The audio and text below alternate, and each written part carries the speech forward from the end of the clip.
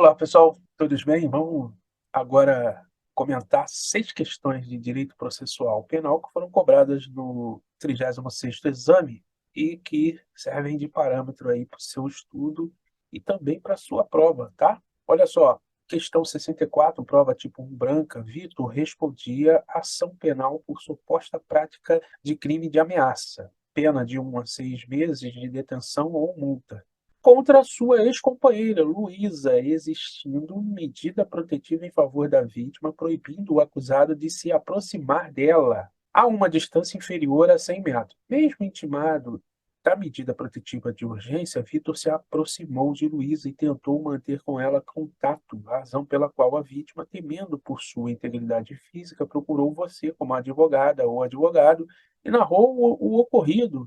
Nessa ocasião, Luísa esclareceu que, após a denúncia do crime de ameaça, Vitor veio a ser condenado definitivamente pela prática de delito de uso de documento falso por fatos que teriam ocorrido antes mesmo da infração penal cometida no contexto de violência doméstica e familiar contra a mulher. Com base nas informações expostas, você, como advogada, ou advogado de Luísa deverá esclarecer à sua cliente que.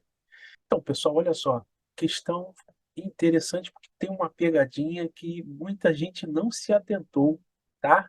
Realmente não tem como você chegar a esse conhecimento apenas lendo o Código de Processo Penal, tá? Por quê? Porque são detalhes que o examinador conhece ou procura até para fazer a questão, né? Vocês sabem que as questões são feitas, em regra, com base em exceções, ok? Então, o examinador pensa ou supõe que se você, examinando ou examinanda, souber exceções, é porque você sabe a legislação a fundo, tá? Então, partindo dessa premissa, ele confecciona questões, tá? Trazendo aqui de novo para o caso concreto, olha, a questão trata de violência de gênero de forma que, ocorrendo descumprimento de medidas protetivas de urgência deferidas anteriormente pelo juízo, e sendo o agressor cientificado da medida, poderá ser decretada, sim, a sua prisão preventiva, como forma de assegurar a eficácia dessas medidas cautelares, conforme estipula o Código de Processo Penal, que é o decreto número 3.689 de 41, tá? Vamos ler o artigo 312 do Código de Processo Penal. Olha só, a prisão preventiva poderá ser decretada como garantia da ordem pública, da ordem econômica, por conveniência da instrução criminal ou para assegurar a aplicação da lei penal, quando houver prova da existência de crime e indício suficiente de autoria e de perigo gerado pelo estado de liberdade do imputado. Parágrafo 1º. A prisão preventiva também poderá ser decretada em caso de descumprimento de qualquer das obrigações impostas por força de outras medidas cautelares. É o caso, portanto, aqui de Vitor, tá? Então, nós chegamos aqui à conclusão de que é lógico que, para a segurança de Luísa, tá? Com base no artigo 312 caput e parágrafo 1º do Código de Processo Penal, a prisão preventiva de Vitor pode sim ser decretada, tá? Isso é conclusão lógica e lendo esse dispositivo você já chega a essa conclusão, tá? Portanto, as alternativas que falam que não poderia ser a prisão de Vitor decretada já estariam incorretas, ok? Além disso, nós teríamos que ir para o artigo 313 do CPP, que fala o seguinte: nos termos do artigo 312 do Código de Processo Penal, será admitida a decretação de prisão preventiva se o crime envolver violência doméstica e familiar contra a mulher, criança, adolescente, idoso, enfermo ou pessoa com deficiência para garantir a execução também de medidas protetivas de urgência, tá?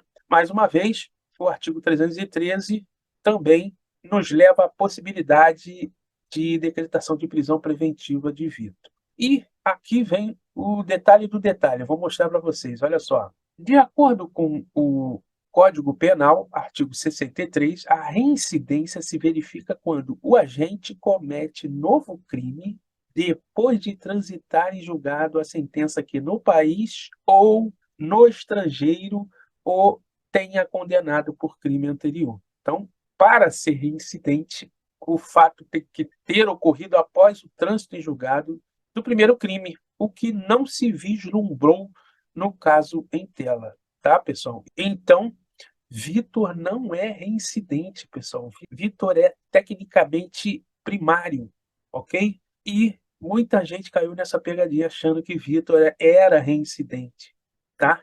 E ele não é, porque o fato que causaria a reincidência, né, o ato delituoso, tem que ocorrer após o trânsito em julgado da condenação do crime anterior, ok? Diante disso, nós já podemos ir para as assertivas. Olha só, com base nas informações expostas, você, como advogada ou advogado de Luísa, deverá esclarecer à sua cliente que, letra A, não poderá ser decretada a prisão de Vitor, pois não há situação de flagrância. Poderá sim, artigo 313 do CPP. B, não poderá ser decretada a prisão preventiva de Vitor, pois o crime de ameaça tem pena inferior a 4 anos e ele é tecnicamente primário. Sim, ele é tecnicamente primário. Entretanto, o artigo 313 traz exceções em relação à mulher, criança, adolescente, idoso. Nós já lemos, tá? Então, letra B está incorreta. C, poderá ser decretada a prisão preventiva de Vitor. Pô, beleza, pode. Vamos ver a justificativa. Ó. Pois, apesar de o crime de ameaça ter pena máxima inferior a 4 anos, o autor do fato é reincidente. Não, ele é tecnicamente primário, tá? Ele não é reincidente. Daí o erro da alternativa C. D. Poderá ser decretada a prisão preventiva de Vitor, mesmo sendo tecnicamente primário, tendo em vista a existência de medida protetiva de Vitor anteriormente descumprida, tá? Esse é o gabarito, fala exatamente aí as conclusões que nós chegamos e que não chegaríamos apenas lendo o texto da lei, razão pela qual fazer questões, resolver questões dessa forma aqui, que sempre funcionou para mim, é essencial para você alcançar o objetivo, tá bom? Vamos para a próxima. Olha lá, pessoal, questão 65, prova tipo 1 branca. Hamilton, vendedor em uma concessionária de automóveis, mantém Priscila em erro, valendo-se de fraude para obter vantagem econômica ilícita. Portanto, estamos falando aqui do crime de estelionato, tá? Consistente em valor de comissão maior do que o devido na venda de um veículo automotor. A venda e a obtenção de vantagem ocorrem no dia 20 de novembro de 2019. O fato chega ao conhecimento da autoridade policial por notícia feita pela concessionária ainda em novembro de 2019 e, em 2 de março de 2020, o Ministério Público oferece denúncia em face de Hamilton, imputando-lhe a prática de crime de estelionato. Embora tenha sido ouvida em sede policial, Priscila não manifestou sua vontade de ver Hamilton processado pela prática delitiva. Vou repetir, Priscila não manifestou sua vontade de ver Hamilton processado pela prática delitiva, tá? A denúncia é recebida e a defesa impetra habeas corpus perante o Tribunal de Justiça, no caso assinale a opção que apresenta a melhor tese defensiva a ser sustentada.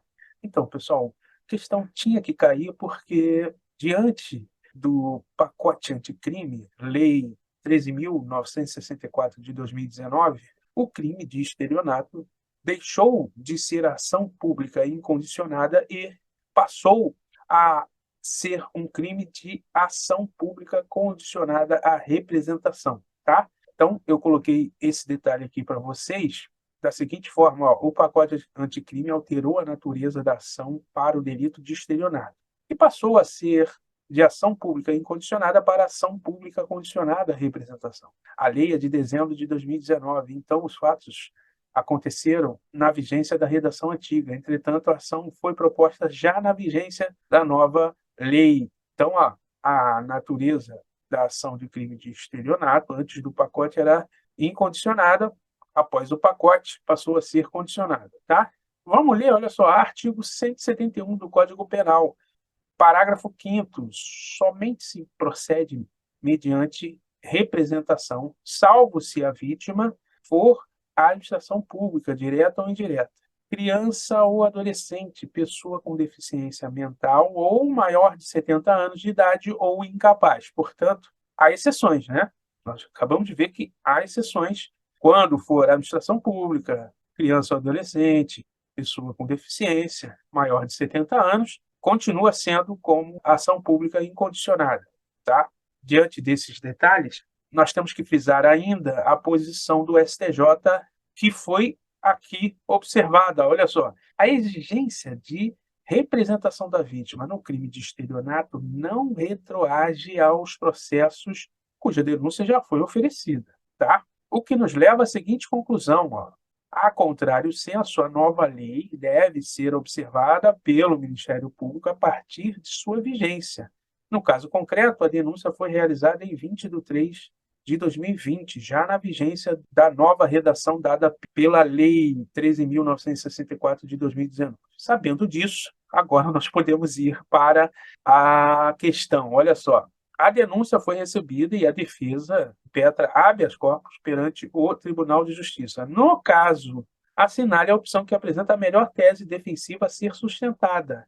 E o gabarito é o seguinte, ó, a ausência de condição específica de procedibilidade em razão da exigência de representação da ofendida, que, no caso, não ocorreu. Né? Eu chamei a atenção para o enunciado, quando ele estipula o seguinte: Priscila não manifestou sua vontade de ver Hamilton processado pela prática delitiva. Tá? Se ela não manifestou vontade, e nesse caso trata-se de ação pública condicionada à representação, há um vício aí na condição específica de procedibilidade, você deveria ter ciência disso e afirmar que essa seria a melhor tese defensiva. Portanto, o gabarito é a letra A. Vamos para a letra B. Olha só. A ausência de condição da ação, pois caberia à vítima o ajuizamento de ação penal privada. Não, não é.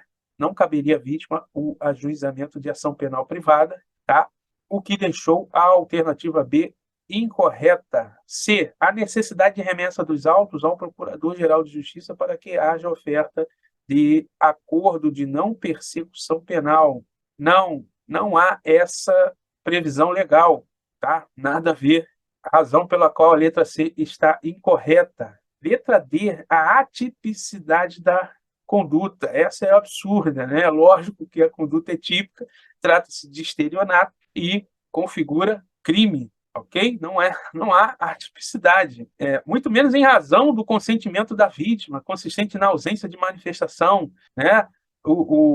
A ausência de manifestação ataca a condição de procedibilidade e não a tipicidade ou não da conduta, tá? Letra D está incorreta, gabarito é letra A, e cobrou aí detalhes de como fica a ação penal relacionada ao crime de estelionato após o pacote anticrime. Tá bom? Vamos para a próxima.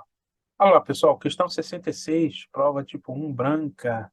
No curso de inquérito que, no início da pandemia de Covid-19, apura a prática do crime contra as relações de consumo descrito no artigo 7º, inciso 6 da Lei 8.137 de 1990, a autoridade policial representa pela interceptação do ramal telefônico de João, comerciante indiciado, sustentando a imprescindibilidade da medida para a investigação criminal. O crime em questão consiste na sonegação ou retenção de insumos e bens para fim de especulação e é punido com pena de detenção de 2 a 5 anos ou multa. A interceptação é autorizada pelo prazo de 15 dias em decisão fundamentada, na qual o juízo considera demonstrada a sua necessidade, bem como a existência de indícios suficientes de autoria. No caso narrado, o advogado do comerciante poderia sustentar a ilegalidade da interceptação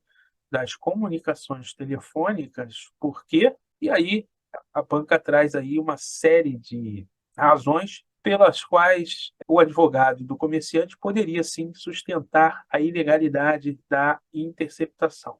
Então, a questão trata da Lei 9.296, de 1996, tá? Vamos trabalhar alternativa por alternativa. Olha só, a letra A diz o seguinte: o prazo fixado pelo juiz excede o legalmente permitido. né? O juiz autorizou a interceptação pelo prazo de 15 dias, disse o enunciado. A letra A está incorreta porque o prazo de 15 dias está consoante com a lei e esses 15 dias, de acordo com a lei, ainda podem ser prorrogados, tá? Artigo 5º da Lei 9.296. Vamos ler, olha só. A decisão será fundamentada sob pena de nulidade, indicando também a forma de execução da diligência, que não poderá exceder o prazo de 15 dias, renovável por igual tempo, uma vez comprovada a indispensabilidade do meio de prova. Então, artigo 5º, ratifica o prazo de 15 dias. Então, quando a alternativa A diz que o prazo fixado pelo juiz excede o legalmente permitido, deixou a alternativa incorreta, tá? B. A interceptação não é admitida quando o fato objeto da investigação constitui infração penal punida, no máximo com pena de detenção. Perfeito, vamos ler, olha só. O crime tem que ser punido com reclusão, no mínimo, né? Detenção não permite a diligência interceptação das comunicações telefônicas, tá? Requisitos, portanto, da interceptação de comunicação telefônica na lei. Tem que ser pena de reclusão, a prova não pode ser obtida por outros meios, né? Materialidade e autoria, que justificariam aí a causa da interceptação, tá?